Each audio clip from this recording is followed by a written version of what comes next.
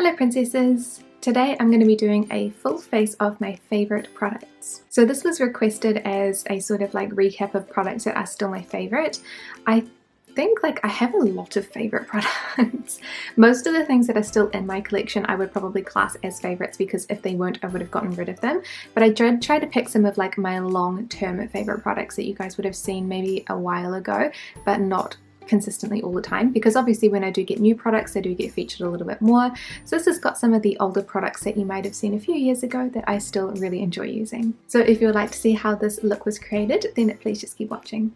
So one of my favourite primers is from Missha. It is the Glow Skin Balm.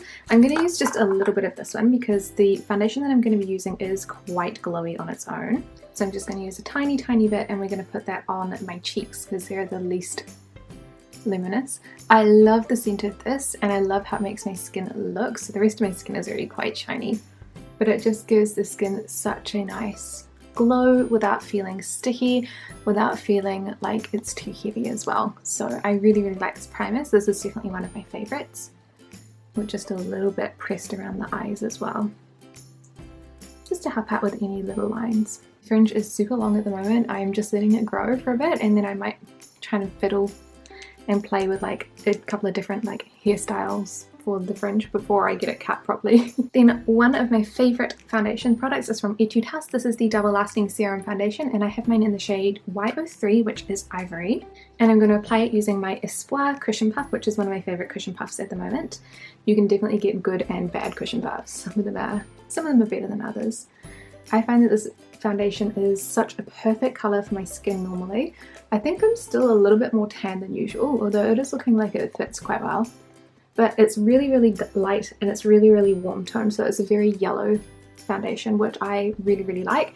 That is what suits my skin perfectly. So you see there is a bit of redness to my skin, but if I was to make it look like the rest of my body that's not red, it is very pale yellow. I also love the finish of this product. It's super dewy and glossy, but it doesn't feel too sticky or too like, I don't want to say wet in a way. So like sometimes when you get a really dewy foundation, it just, you can touch your skin and you can feel it, like it feels almost squishy, like it's melting. This doesn't feel like that, which is really good. And so the inclusion of the primer underneath is not necessary because it is still quite dewy, but it doesn't hurt and it is one of my favorites. I think like out of all of the foundations that I still own, this one is probably the most used, as in like I've used the biggest quantity, aside from my NARS Sheer Glow in Siberia. And the NARS Sheer Glow is still my favourite colour foundation, but I still just cannot get the formula to work for me. And I know that that's a, you know, it's a thing. There are a lot of people who cannot get the Sheer Glow formula to work for them either.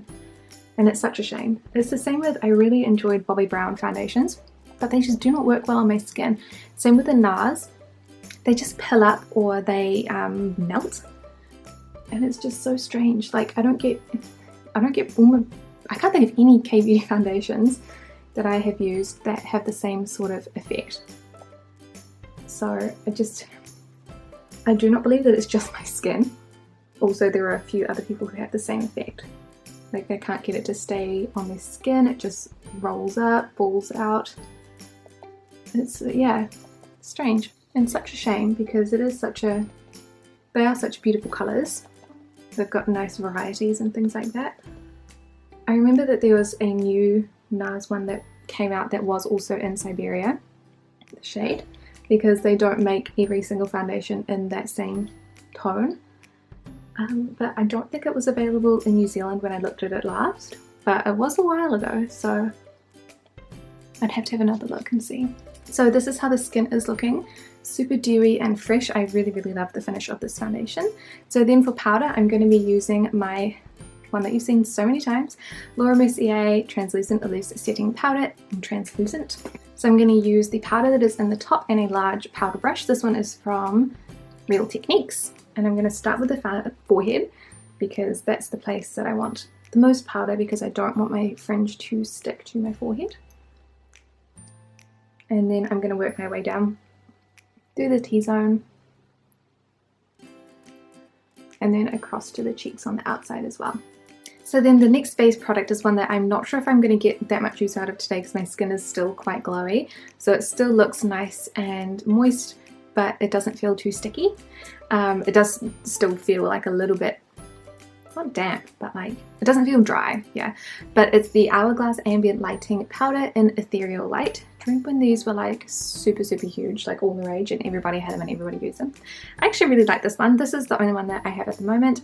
So it's like bright, light, it's quite flattened. I've used it quite a lot.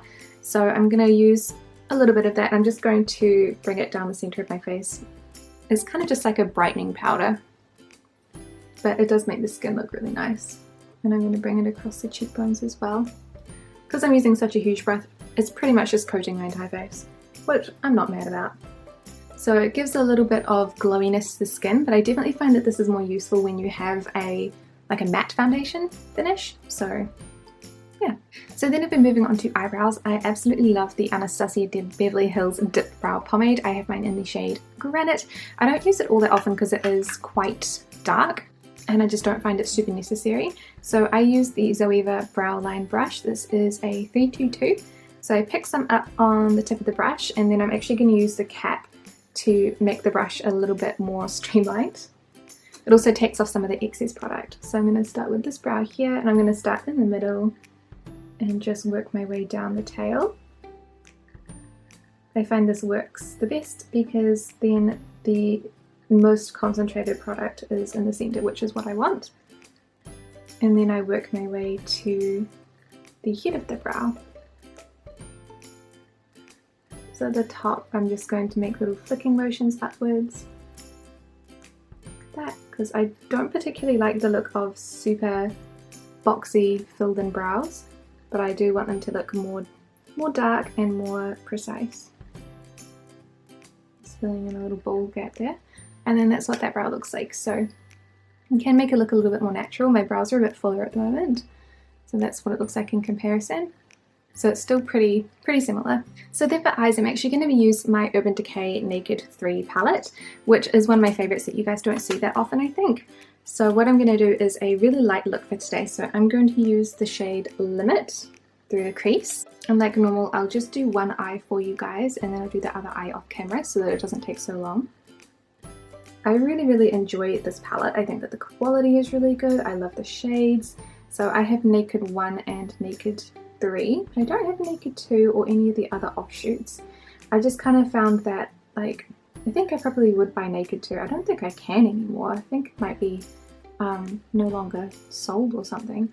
But I do think that the palettes are really nice.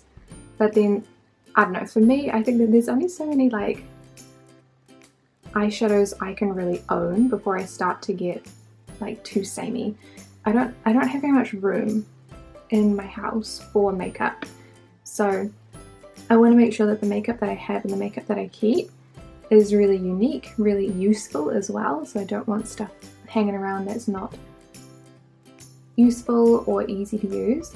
But then at the same time, during quarantine, I've been doing lots of different kind of makeup looks, or trying to, and then realizing that I don't have the stuff to do like a full-on like pastel purple eyeshadow look or something like that, because I just don't own those shades. And so I'm kind of thinking about like maybe I should build my own palette or something. I don't know. Not to sell, for myself. So then the next shade I'm going to use is Dust, which is a really light pink. I'm going to use this in the very inner corner of my eye, so not a huge amount. Put a little bit too much on the lower lash line, but that's okay. So that's like almost like a pretty highlight.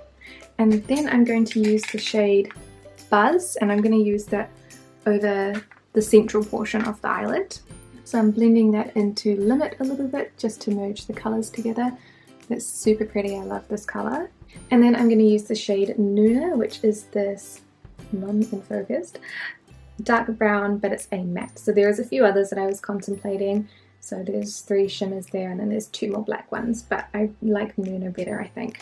So I'm actually going to place the colour with the flat shader brush first, and then I'm going to go back in and do some blending with the blending brush afterwards. So I use Nuna a lot in the outer third. So I just place the colour in the outer third, and then I kind of blend inwards with this brush. So I'm pulling the colour inwards like this, and this is like how I do all of my makeup looks. And then I can flip the brush over the other side and use a little bit more of Buzz to just blend the two colours together on that line there. And then I would go back with my crease brush with a limit and then blend these corners out again. So there's still like a bunch of the blending colour up here, but because these colours are a lot more pigmented and because I'm using a flat shaded brush, there's a lot more of the product on it, it doesn't look as pigmented. So that is how the shadow is looking at the moment. It looks nice in real life, but then I can just see like a tiny little hole of colour here in the camera. Yeah, it looks a bit better. It's gone a little bit high up into the eyebrow this week, but that's okay. We will manage. So what I'm going to do is I'm going to do the other eye off camera, and then I'm going to come back with the eyeliner and mascara. So this eye is done and dusted. So for my liner, I'm going to of course be using my Dolly Wink liquid liner. This is in, I think it's extra black maybe. I've got a couple of these going at the moment because I think I opened a new one and then forgot which one was new. Obviously the new one wasn't that good. And then I've actually got another one. Oh, I've got some stuff to flick away there. I've got another one in my lipstick drawer waiting to be used as well.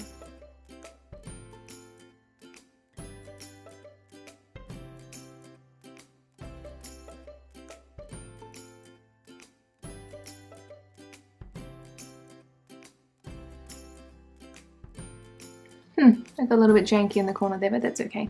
So then I'm going to curl my lashes using the Uemura eyelash curler, which I also particularly like. Before this I had like a manicure one, which is just like a general brand from, I don't think it's from New Zealand, but it just does like beauty tools like nail scissors and things like that. And it was okay, but it wasn't that great. I definitely like the Uemura shape. And then my mascara at the moment, which is a favourite, but it's not like a long-term favourite, which is the Heimish Dailism mascara. And I just say that it's not a long-term favourite because I just haven't had it for that long.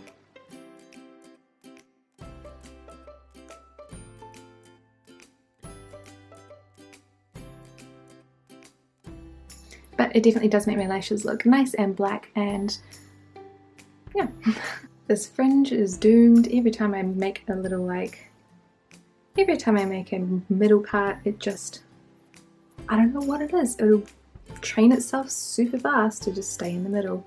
So frustrating. I'll try and fix it afterwards, but until then I'm just going to have to, yeah. So for cheeks, I'm going to be using a Stylenanda product. This is the Love 3CE Cheek Maker in Kind and Love, which is BD005, and it is like the lightest pale pink ever.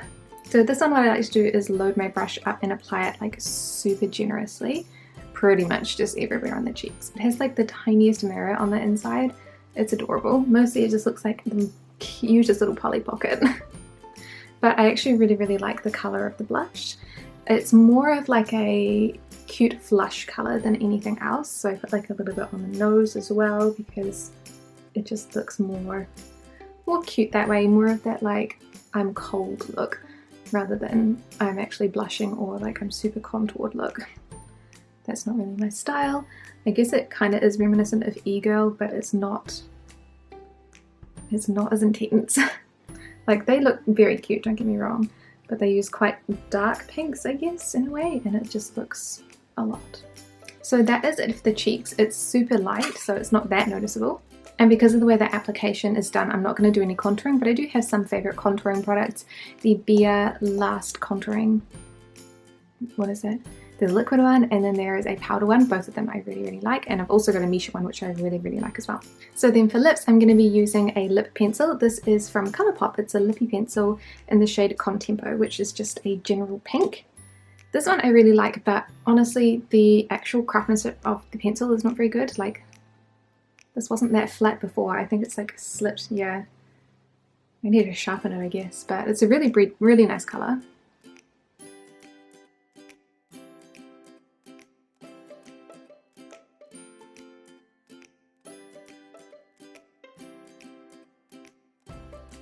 So I'm not going to colour it in all the way because the lipstick that I'm using is not, again, actually the same colour. So this is Edith from Chanel, which is one of the lipsticks that I got I try and get like a Chanel lipstick when I travel. This one is from when I went to Brisbane for a music competition. So it's a bit of a warmer tone pink. So when I mix it with the lip pencil, it makes more of a like mauvey pink, which looks nicer with the eyeshadow. I'm gonna try and sort out this fringe and I'll be right back. So this is how we ended up. They're kind of like curled up a little bit so they're not fully in my eyes, but that's okay. So this is my full face of favorite products that I have in my collection right now. I hope you guys enjoyed hearing a little bit about my favorite products. I don't think I told you very much about many of them, but that's okay. I use them and you can see how they look. So I particularly like how the eyeshadow turned out. I think that it looks really, really nice. This is something that I've done quite a few times. Same with the blusher, it's just such a pretty color. And then the lipstick, yeah.